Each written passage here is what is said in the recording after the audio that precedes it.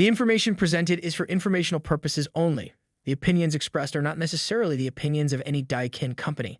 This information should not be confused for accounting, legal, medical, or other professional advice. Please seek advice from a qualified professional for any specific questions.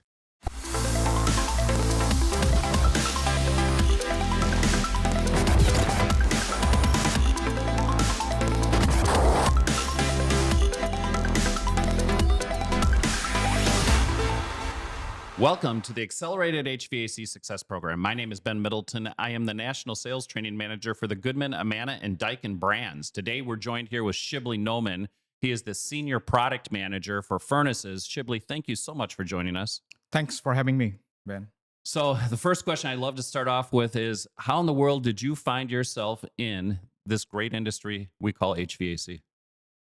Yeah, I've been in this industry for about more than 25 years. So I do have 3 masters and 1 PhD program. Didn't complete the whole program because I didn't submit the dissertation. One of them is in combustion, another is CFD and control, another is an MBA. So after that, I teach in the faculty in the university for some time. And after that, I joined the actual industry to enjoy the real product, not just the research, but you want to make the real product. So that's kind of my background. So your passion for a long time has been furnaces, and how can we squeeze the most amount of BTUs out of that fuel source and deliver it to the home, correct? Yeah, that is correct. And we've got really exciting changes that are coming. We're actually making a transition. We've got some new low-GWP refrigerants, so that's lower global warming potential, and that has some impacts on the furnace side of things.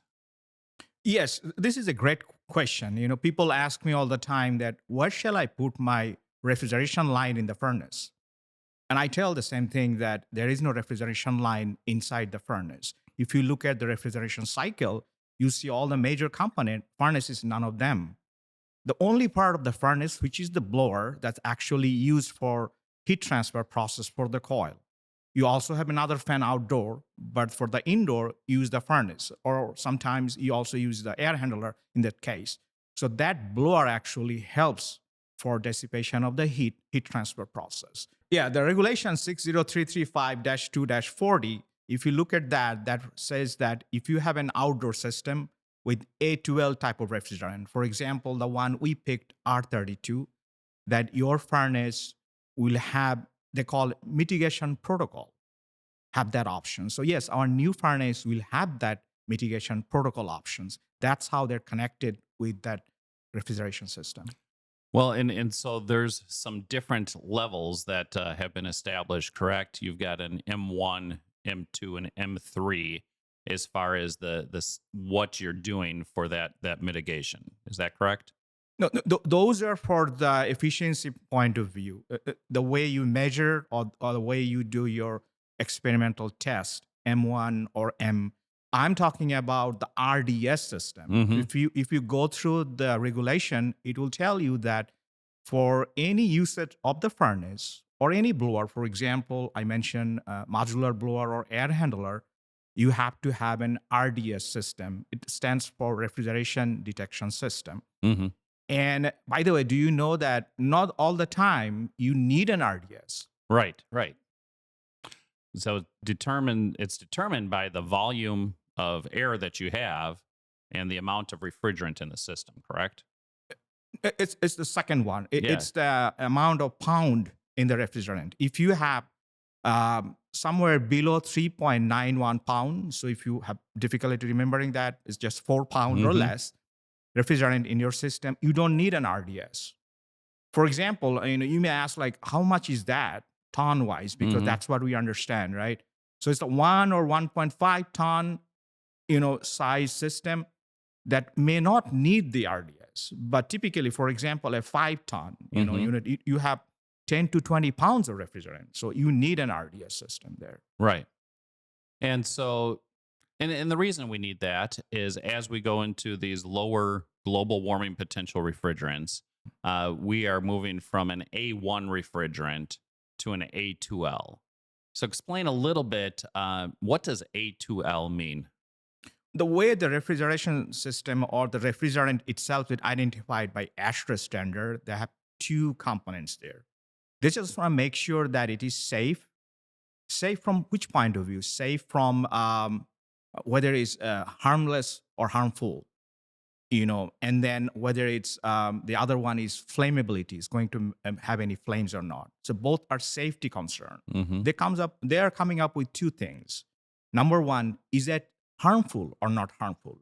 That means, is that poisonous or not poisonous? Based on that, you can have A or B. A is good, B is not good. Very simple. B is bad. Right. A for apple, that I remember. So the first letter in the refrigerant itself, you can tell, okay, it's safer. You don't eat that or drink it, but it's safer from that point of view. Mm-hmm. The second one is the flammability. Typically, they have flammable or non-flammable, but they found some of the refrigerant, for example, propane, that's a refrigerant itself. Its GWP is really good. It's only 3, 1, very close, very low. Right.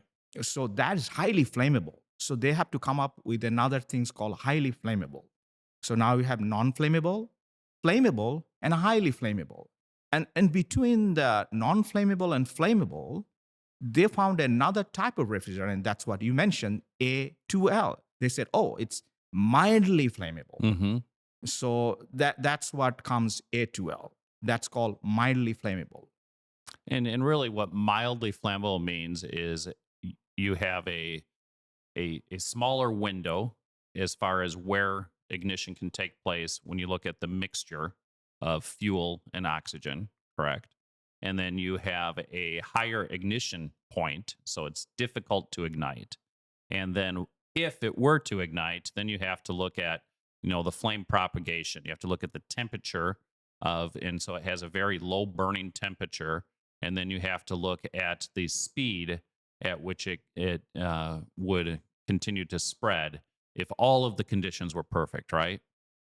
Yeah, you can say all of them, but the way the regulation, we have to focus how the regulation is defining A2L. They're saying that it depends on the flame speed. Anything less than 10 centimeter per second, 10 or less, that's A2L. That means it's going to propagate. From combustion point of view, I can tell you that if you have a flame with a sustainable source of ignition, that means you have to have some kind of flame to ignite the flame.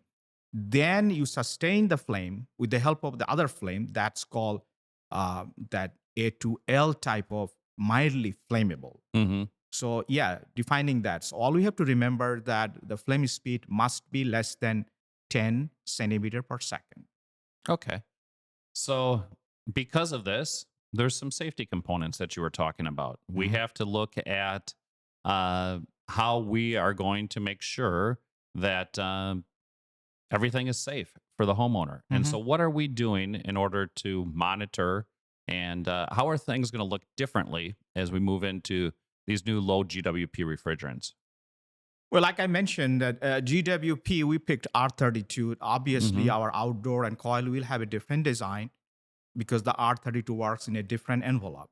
But we are focusing on the gas furnace. In the gas furnace, I mentioned that the blower must be connected with the coil system. So I'm going to show you some parts, if I can show you that. Sure. This black piece here, as you can see, this is called RDS. Uh-huh. This typically will come attached to our coils. It's a factory attachment coils. So installer have to do two things. They have to take this wire out and take the other side outside. There's a knockout in our coil system. You have to take it outside from the coil and duct system. So this piece is the sensor piece. This is a sensor. And if senses any leakage here, it's going to send a signal through this white connection. It's a 4-pin. Then you connect this thing with our new R32 sensing furnaces. So whenever there is a leak, it will tell the furnace, I sense a leak. So turn your mitigation protocol, which is basically turn your blower at high speed and continue running it unless the sensor, don't sense any refrigerant in the system. This is how it works. I think what a lot of consumers or contractors may wonder, so let's say I do get a leak in the coil and now this system detects this. Do I go into a hard lockout? No, what it does, this system, this is a nice, interesting system. By the way, if you if you are interested, I can explain a little bit more how Yeah. this thing Yeah. works. The refrigeration detection system, RDS, are different types. Some of them are like solid oxide types, a diode type. Some Mm-hmm. of them are infrared. Now, in the infrared, they have two types of infrared. One is a regular infrared, another is non-dispersive infrared. That means you don't separate the light. We selected this one. Also, by the way, there is a spectroscopy type of refrigerant detector, which is very expensive. We selected SOS. Easy way to remember SOS, right? Yes. SOS. That means speed of sound. People think about, oh, is that going to check the speed of sound with a high speed ultrasound? I said, no. It's actually measured the resonance frequency. So it has a natural frequency. It's going to check the frequency in the medium. And any particle comes here. For example, this one is R32. Any R32 particles goes there, it changes the frequency, the resonance. Mm-hmm. It right away sends a signal with its frequency. One other information that people think that, do I need to maintain it? Do I need to calibrate it? Do I need to zero it? What is the life expectation from this thing? Yeah. This life expectation from this one is more than 15 years.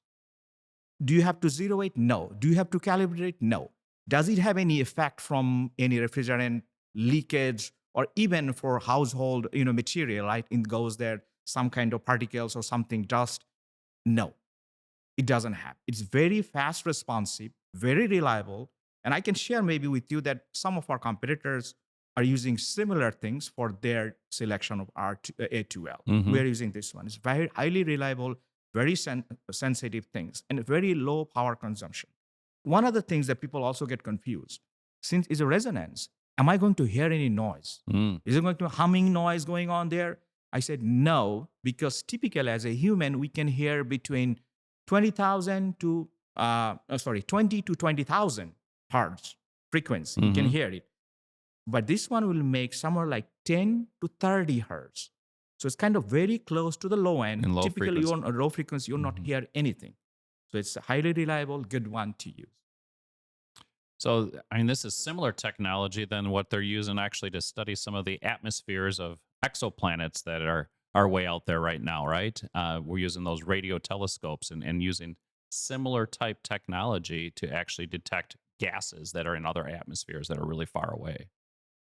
Yes, those have little different than this one. Uh-huh. That one will also have from the laser light and reflection. This one will not have any laser light reflection frequency because that measured both. Mhm. This one will not have any lasers.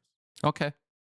So it's safe, it's reliable. Yeah. It's not going to use much energy. And so, really, not much of a difference, except now everybody's going to remember to pull it out of the coil Mhm. and then we're going to plug it into something. So, if I get one of your brand new furnaces that is already R32 ready, Right? that's going to just plug right into the board, right? Yes. So when you open up our furnace, you will see the new PCB. We have a new PCB. You mentioned that PCB has this mitigation protocol. I didn't have the PCB here, but it's similar. I'll show you Yes. something different. Then you will find out this piece has 4 pins here. And you see that there's another white piece there. It has 4 standing up pins. You Yeah. just connect it there. Very simple. You just plug and play. That's all you have to do. And so, do the furnaces come already configured for R32 as the new furnaces become available? That is correct. So, couple of questions then that will probably come to everybody's mind. What if I have an existing air conditioner already that is not R32 and I don't have one of your sensors to plug into the board? What do I do then? These are good questions Yeah. because, for example, if you look at the life expectation from our HVAC equipment, typically air conditioner lasts for 10 to 15 years. Mhm. Heat pump, since it runs twice, about 10 years. But the gas furnace is 25 to 30 years. Mhm. So there could be a case anyway that, hey, my outdoor need to be replaced, or my coil need to be replaced, or both need to be replaced. But my furnace is doing great Mhm. because of the life expectation from the furnace. So this is one situation that the current user who are using R410 type of system, so they decided that, okay, I want to help the environment. I'm going to go to lower GWP R32 system. Mhm. And they're buying those outdoor and the coils. Do they need to buy a brand new furnace? No, they don't have to. They can use their running great shape furnaces they have with our device or kit called this one. This is called Furnace integration kit Mhm. because it's integrate your existing furnace with R32 system. This is furnace integration kit. They have to use this one. And so that's going to just mount anywhere near the furnace. And then if we open this up real quick, yeah, I can open it for you. yeah, if we open this up real quick, we've got a couple of different terminals in here. We've got the terminals that are going to come from the thermostat, correct? Correct. Then we have the terminals that are going to go out to the unit. Mm-hmm. And then, like you said, there's where we're going to plug the sensor right in here. There's the Yeah, you can there's the show white that. pens, This- and yeah. we can plug that right into here. Right. And now we're all set and we're ready to go. Yep. And so it's very simple, very easy. Yep. But this will initiate that protocol that you talked about if a leak is detected. Now, Correct. going back to the hard lockout question. So, leaks detected, and I'm in one of the northern markets, and it's 15 degrees outside. Concern a lot of people will have, does that mean that I'm not going to have any heat? No, you don't. I mean, here's the thing. Yeah, I forgot to answer that Yeah. part of that. So once it senses any leakage, it's going to start mitigation protocol. Mm-hmm. And for the 5 minutes, it will sense the mitigation protocol. And the next 5 minutes, it's going to ask again, sensor, are you sensing any leak? If still is leaking, it's going to be next 5 minutes. So every 5 minutes, it's going to be sensing. Now, if somehow someone don't fix the leak, eventually all the refrigerant is going to go out and it's going to be circulating in your house because of the protocol system. Then the sensor will not sense any refrigerant. It's going to think that, oh, I'm not leaking anymore. Then the whole system goes normally. So no, in the winter time or anywhere that you need to start your furnace because of refrigerant leak, now you cannot do that. That's not going to happen. Okay. Going back to our furnaces, so this is a great solution if I have a furnace that does not have the protocol already built into it.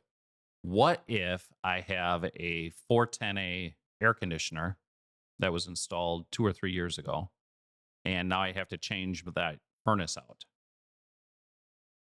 That furnace has come in and it's got this white pegs here. I don't have a sensor to plug into it. Is that furnace still going to work with a 410A system? No, you can convert our R32 furnaces pressing 3 buttons, push button, total of 5 pushes, Okay. and convert it as like a 410. Then your system would be 410 ready also. It from the factory is going to come as an R32 ready, Mm-hmm. but the installer can press 5 times, only 3 buttons. It's going to take less than a minute, and it's going to be converted as 410 furnace. Okay. So you've got another board here. I think another concern a lot of people may have is, what do I do in the case of zoning? Sure, definitely I will answer that. But Yeah. before that, I want to share a little bit more information with this furnace integration kit. Yes. This kit can be used for any current furnaces that we have, Goodman, Amana, and Daikin, communication Mhm. type and non-communication type. What about the other OEM? If I have another OEM furnace, can I still use that? Yes, if that is a non-communication type, you can use it. If it's a communication type, that's a different protocol, then you won't be able to use our system. So this kit, by the way, this is a kit. It's going to come with this board. Sometimes people said, it says Dragonfly. I said, yeah, Dragonfly is the name of the PCB Right. who makes that. It's not, it's a kit. The kit comes all this system and screws and every mounting things.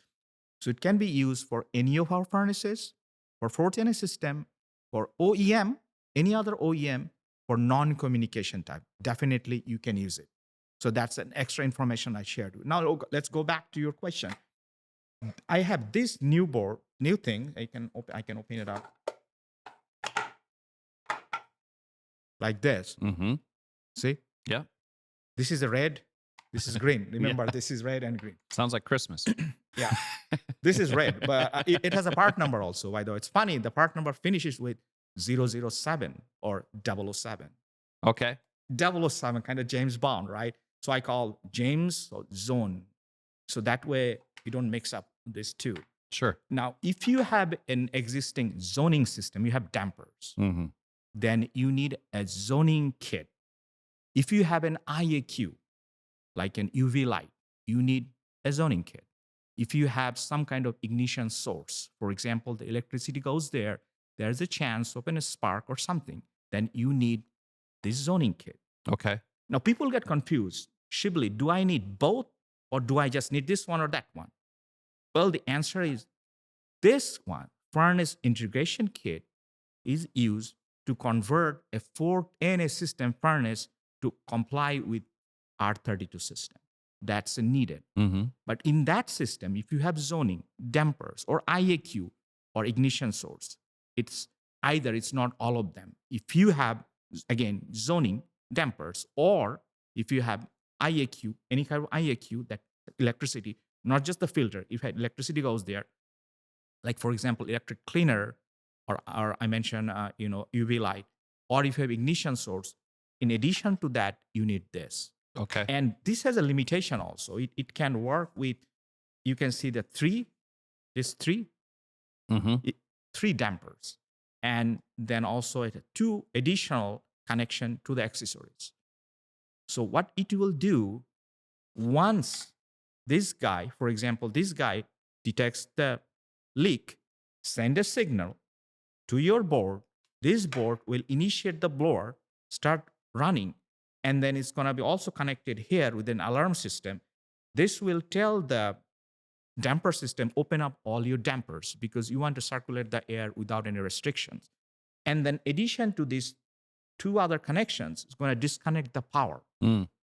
So it will do 2 things: open up all the dampers and disconnect the power source for safety. Now, there are some terminals that are on this board, and we were just doing one of our R32 Roadshow events. Mhm. We were up in Wisconsin, and one of the contractors informed us that there was a county, was Waukesha County, that actually is in part of what their inspectors have said, any mechanical room in Waukesha County now needs to have an additional ventilation fan in the mechanical room in the basement. So there's some other terminals on here. Can we turn something on off of this board if is needed for that particular county or for that particular area where code would require that we have additional ventilation in the space? Yeah, we do have some other terminals. Uh-huh. Some of them are also connect with the power, so you can run it. But at the same time, you can also connect it with the zoning system, because that also I'll consider as electric source going there, Mhm. because it's a fan. It has electricity going there, so spark can happen. So you can actually use one of these terminal to disconnect that and use only the blower to run the mitigation protocol. Okay. And so as we start to see this, I think one of the biggest things I just want everybody here is you have to check with your local codes as we go into this, because each county is going to be a little bit different as far as what requirements they're putting in place. Absolutely. Yep. Shiblee, this has been really, really helpful. Is there anything else that you want to share with our audience in terms of the new A2L furnaces that you're putting together? Are there any other things that you can share with our audience? Give them a sneak peek into the future or what you're thinking about? Sure. Yeah. First of all, this is a regulation-driven project. But when we're doing this project, we actually considered a few things on the VOC, the voice of customer, because we think this is a good opportunity to not only do that, but also address few of them. We did add, for example, our 80% furnace. If you look at our 80% furnace, you see there is a change from look point of view. We removed the louvers. We blocked the other cases, and we added a side glass. These are VOC. The intention is that can we make the furnace quieter than the existing one? And our engineering test results showing that it is. So now you'll see the opening on the right side. If you look on the top, you can right side, there is a hole there. People ask me, what shall I do with that? So the information is very simple. All the informations are in our IO manuals. These have IO manuals, the furnace IO manuals, everything. All you have to read it, and you'll find out that we will send you 2 pieces for furnace installation, 80% furnace. There will be 1 piece going to your system where the exhaust go. You connect that. Another plastic piece, you go where the air will go. And you can connect with a PVC or any kind of pipe or like a candy cane so that nothing can fall inside. Just like what you guys are familiar with the 90% installation. That's a new thing that we are addressing. And also, we will be soon launching by October the 97% single stage to address the 25C. That was a VOC also. People are asking for it. And there is a good demand in the market, because what we have found that the market has grown with the 2 years from somewhere like 45,000 units to 130,000 units. It's growing so fast because the 97% single stage is a low cost for the consumer. They can apply for the 25C. So we will be launching a product by October. That's good news, great news, I think, for everyone. Shiblee, it is always so great to have you here. We love it when you come in and share all of this great knowledge and information with us. We hope to have you back again here soon. Sure. Thank you so much. Thank you, Ben, for having me. And for all of you that are out there, if you liked this episode, please go ahead, hit that like button. Also, make sure you follow us so you can be informed of all of our upcoming episodes that we have. Thank you so much.